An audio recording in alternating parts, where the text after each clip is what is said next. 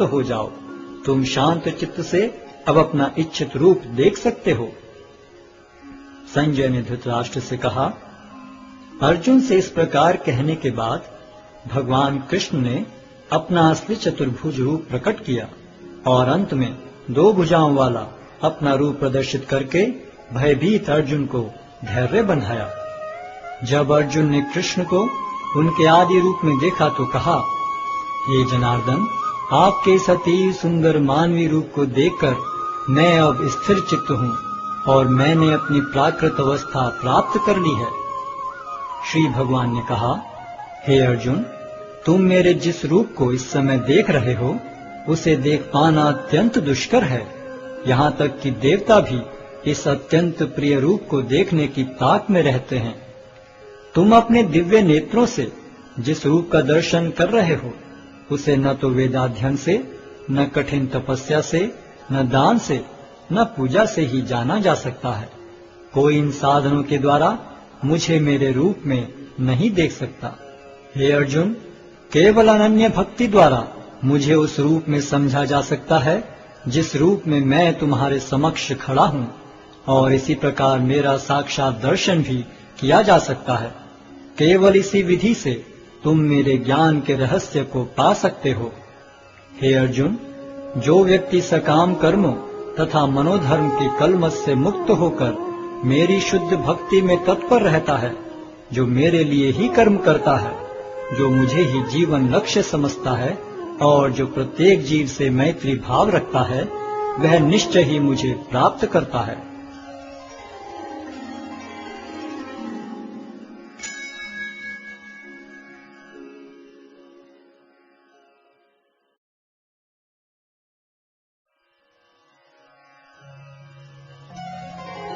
अध्याय 12 भक्ति योग। अर्जुन ने पूछा, जो आपकी सेवा में सदैव तत्पर रहते हैं या जो अव्यक्त निर्विशेष ब्रह्म की पूजा करते हैं, इन दोनों में से किसे अधिक पूर्ण माना जाए?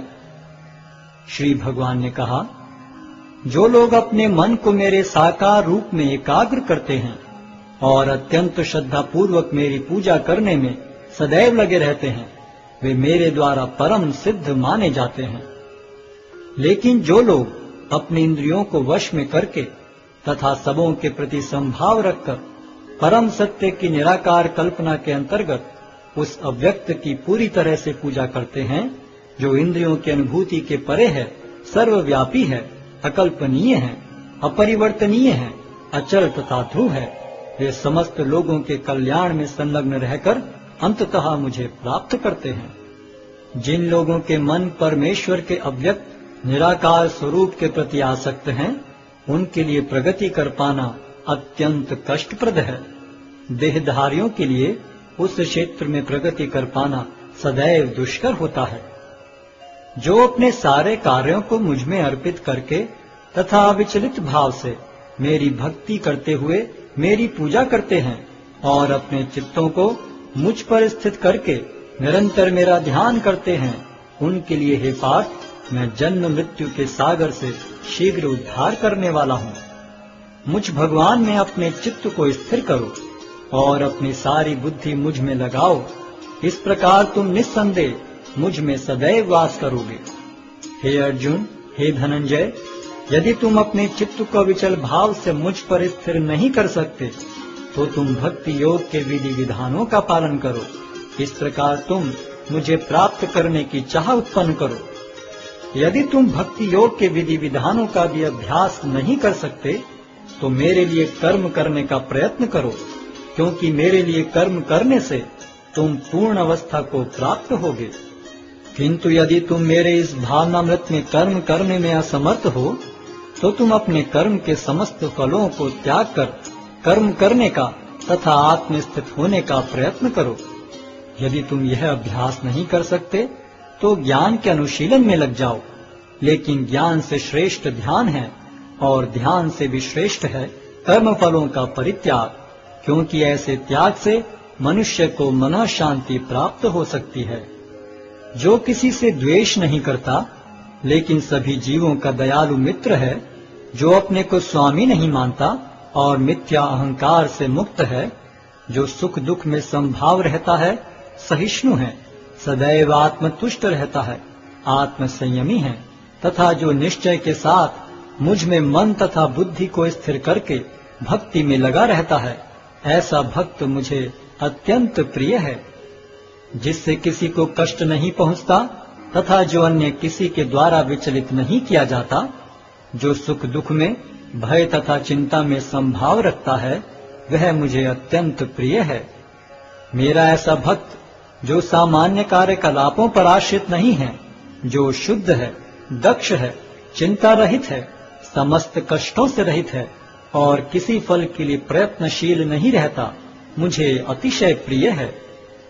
जो न कभी हर्षित होता है, न शोक करता है, जो न तो पछताता है, न इच्छा करता है, तथा जो शुभ तथा अशुभ दोनों प्रकार की वस्तुओं का परित्याग कर देता है, ऐसा भक्त मुझे अत्यंत प्रिय है। जो मित्रों तथा शत्रुओं के लिए समान है, जो मान तथा अपमान, शीत तथा गर्मी, सुख तथा दुख, यश तथा अपयश में संभाव रखता है, जो दूषित संगति से सदैव मुक्त रहता है, जो सदैव मौन और किसी भी वस्तु से संतुष्ट रहता है, जो किसी प्रकार के घर बार की परवाह नहीं करता, जो ज्ञान में दृढ़ है और जो भक्ति में संलग्न है, ऐसा पुरुष मुझे अत्यंत प्रिय है। जो इस भक्ति के अमर पथ का अनुसरण करते हैं और जो मुझे ही अपना चरम लक्ष्य बनाकर श्रद्धा सहित पूर्ण रूपेण संलग्न रहते हैं, वे भक्त मुझे अत्यधिक प्रिय हैं।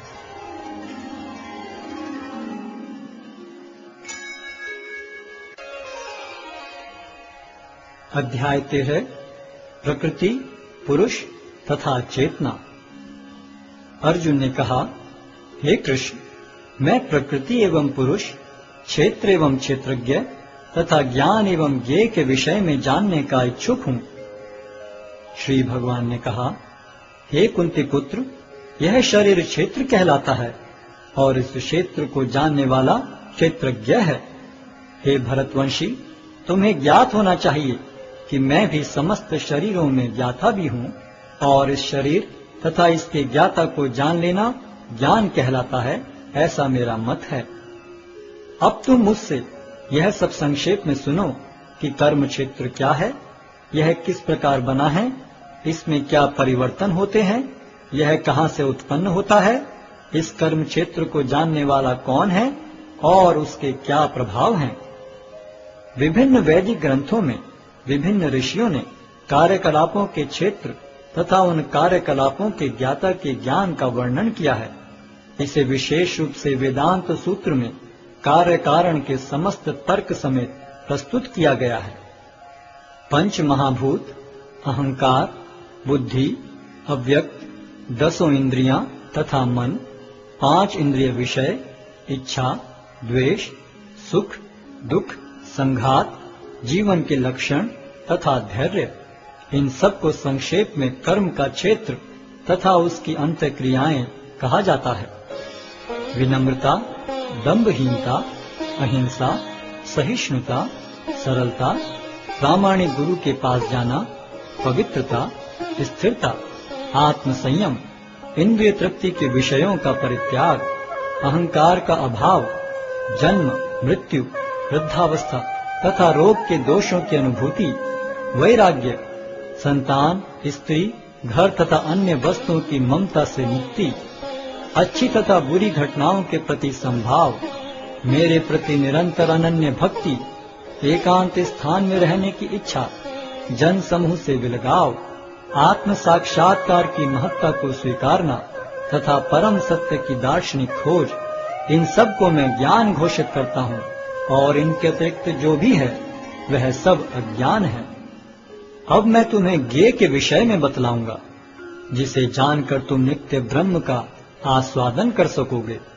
यह ब्रह्म या आत्मा जो अनादि है और मेरे अधीन है, इस भौतिक जगत के कार्य कारण से परे स्थित है।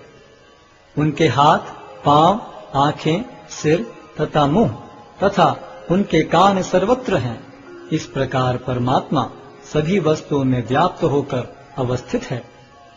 परमात्मा समस्त इंद्रियों के मूल स्रोत हैं, फिर भी वे इंद्रियों से रहित हैं।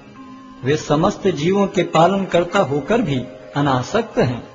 वे प्रकृति के गुणों से परे हैं, फिर भी वे भौतिक प्रकृति के समस्त गुणों के स्वामी हैं।